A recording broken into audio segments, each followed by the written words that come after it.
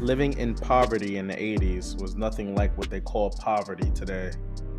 Back then, in the South Bronx, poverty was a state of being, an understanding that encompassed the entire community. People didn't waste anything. It was even considered sinful to do so. From fried chicken grease, aluminum foil, and pork drippings, to clothing you outgrew, nothing went to waste. Instead, we'd save the fat for cooking, wash aluminum foil, and pack our clothing into garbage bags, taking it to a family member, friend, or carrying them to the local church. As for our living standard at home, many of us slept on the floor, padded with blankets. Then there were siblings who slept 4 in a bed. Some of us lucky ones slept on the couch. During those times, this was nothing to be ashamed of, because when an entire community is poor, poverty becomes something like a culture, and everyone lives under similar conditions.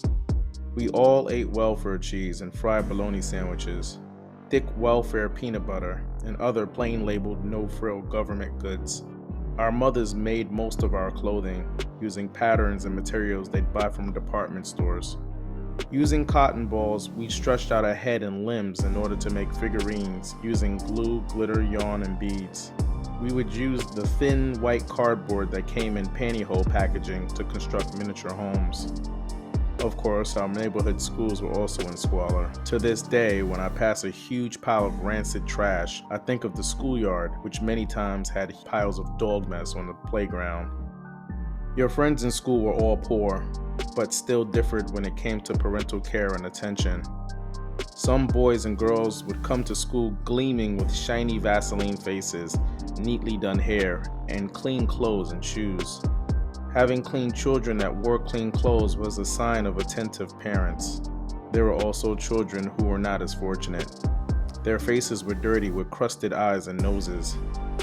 Some would have a strong stench of urine or body odor, and they would wear the same clothing virtually every day.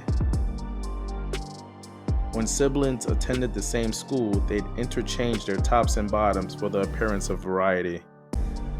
No one really teased one another about clothing at that time. We all wore hand-me-downs and brandless clothing, more or less. And then there were kids who came to school with blackened eyes or bruises on their arms and legs. Given the conditions and the circumstances, battered children were not that uncommon. This was during the crack era in the 1980s. Just imagine World War II bombed out Berlin. It was just a war zone. Arson, murder, robbery, rape, burglary. It was considered the murder capital in the United States. The worst ghetto in all of the United States. But kids were much tougher back then. Packs of wild dogs would roam the streets, and you would encounter them, especially if you left for school early in the morning. Condemned, torn down buildings were everywhere and stretched as far as the eye could see. As a boy in the slums, you struck gold if you found a dirty mattress in a lot. Many of us would jump around on the urine-stained mattresses and flip around, pretending to be superheroes or martial artists. As dark and bleak as this may all sound, as children, we were not robbed of happiness. In fact, I dare to say that there was a sense of community that I never witnessed again in all of my life. After school, our streets were alive with activity and laughter, and it only reached a peak pitch after 5 p.m. when the parents started filing home from work. It was like a parade. Some mothers coming from the subway would barely reach the corner of the block before hearing the shouts of, "Mommy!" and "Hi, Mrs. So-and-so." We'd take off running towards our moms, immediately taking the bags from their hands.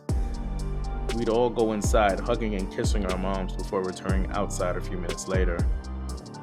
Then there were the fathers. You'd see the commotion way down the block as he made his way through the crowd, sometimes carrying his kids and addressing everyone from left to right, right to left. Some fathers owned cars. We'd bop our heads to his music as he slowly drove down the street playing Al Green, Teddy Pendergrass, or something smooth. He'd sometimes walk over to the teens and advise them to stay out of trouble, asking them if they were working, or telling them where employment was available.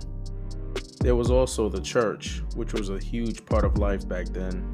But the fathers controlled the temperament of the community, and that included the church community. As long as the fathers were present, all the pillars which held up community stood strong. There was a strong sense of order, and the internal, or what I refer to as heart, mind, and spirit, took precedence over the external, gossip, the infighting, and backstabbing. This was our poverty then. There was no air conditioning. There was no shrimp or steak dinner options and no cable TV. During those times, you were lucky to have a working television.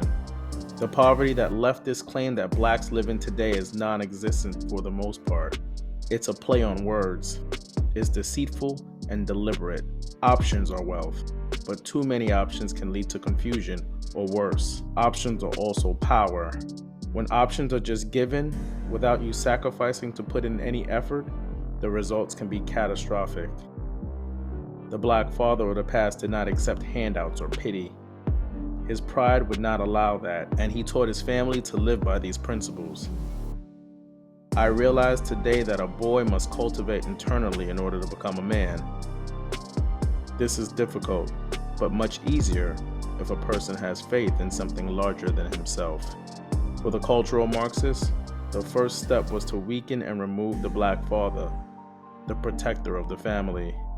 Once gone, the Marxists were able to redefine what family and poverty is.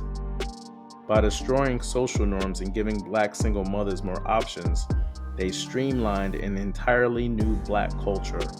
Leftists then put into action a plan where the black community would begin to destroy itself from the inside out.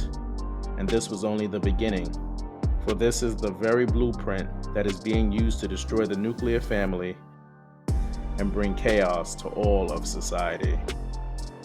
This is my understanding. What is yours? Please comment below. Like and share if you enjoyed this content. Subscribe and ring the notifications bell so that you'll know when I release my next video. Until next time.